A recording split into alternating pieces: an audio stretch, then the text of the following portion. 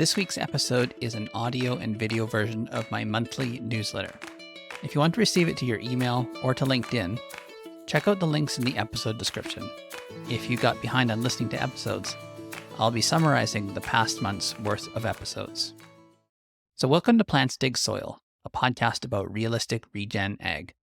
I'm your host, Scott Gillespie, and I'm an agronomist from the Western Canadian Prairies, specializing in climate-smart agriculture. I discuss scientifically proven practices that benefit the planet and, just as importantly, farmers' economic sustainability. Be sure to visit my website, www.plantsdigsoil.com, for resources and information about the services that I offer. Every month on my podcast and my YouTube channel, I cover regenerative agriculture news. I try to focus on just the most interesting items and boil it down to the essentials. This month, I was really happy with what I found on research and innovation. I'll be summarizing those in just a moment. There wasn't much engagement on the community survey from last month, so I take it to mean that there isn't enough to make it work. It really needs to involve more than just a few people and have full engagement. The funding season is winding down. If you applied and were approved, you need to get your receipts in soon.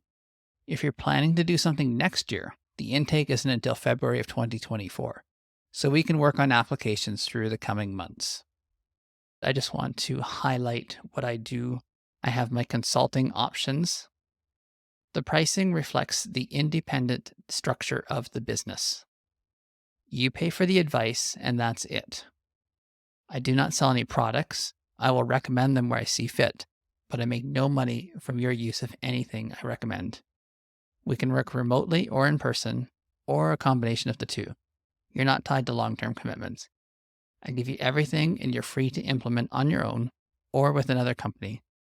Of course, I always love to work with people over the long term. Now, to summarize what I talked about in this past month: roots, microbes, and farmer innovations.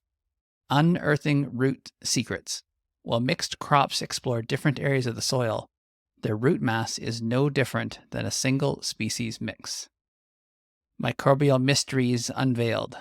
Delve into the world of microbial inoculants and the reasons why lab success doesn't always translate to the field. Innovative farming solutions. Learn how farmers are using cover crops as strip tillers and even employing sheep as solar vegetation managers. And finally, rethinking kochia. Explore the idea of using this weed as an animal feed for your harshest land. Now to the episode, Making Drip Irrigation Work. Number 1, efficiency at its core. Drip irrigation minimizes water losses from wind dispersion and evaporation, closing the gap on efficiency. Number 2, infrastructure challenges. One of the primary challenges is the infrastructure required for effective implementation. Number 3, the role of rainfall. Drip systems work well when supplemented with moderate rainfall, but can fall short during droughts. Number 4, understanding drip's reach. Drip irrigation wets a limited soil area, requiring frequent watering during peak growing seasons. Number 5, cost-effective solution. I explore an innovative system combining drag lines with pivots, offering both a drip irrigation and a sprinkler option.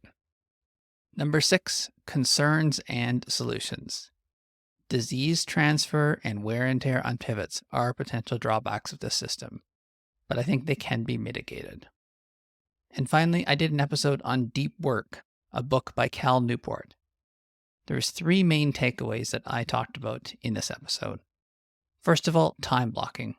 Cal's main premise is that the ability to focus deeply for extended periods significantly boosts productivity. In an era of constant distractions, this approach helped me reclaim valuable reading and work hours. Balancing deep work. Not all tasks require deep concentration. By dedicating the first part of my day to demanding tasks and saving shorter ones for later, I found a rhythm that works for me. And finally, attention residue. Switching off from work on weekends is vital. Even seeing work-related messages can keep your brain tethered to the last task. I personally benefited from having a separate personal phone to maintain boundaries, and I take notes when inspiration hits unexpectedly.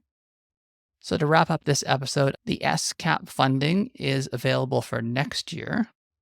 If you haven't already applied for things that you did this year, some of the things that are covered are new technology, farm security, grain handling, buying or upgrading center pivots, installing drip irrigation, digging a well, developing water supplies for crops or livestock, decommissioning old wells, developing a food safety plan or upgrading an existing one, developing new products or new markets, fencing in riparian areas or adding fencing, perimeter or internal, increasing legumes or establishing native or tame forages, adding in shelter belts, eco-buffers, and pollinator strips, intercropping annuals for grain harvest, cocktail cover crops for green manure or forage, and establishing or enhancing wetlands.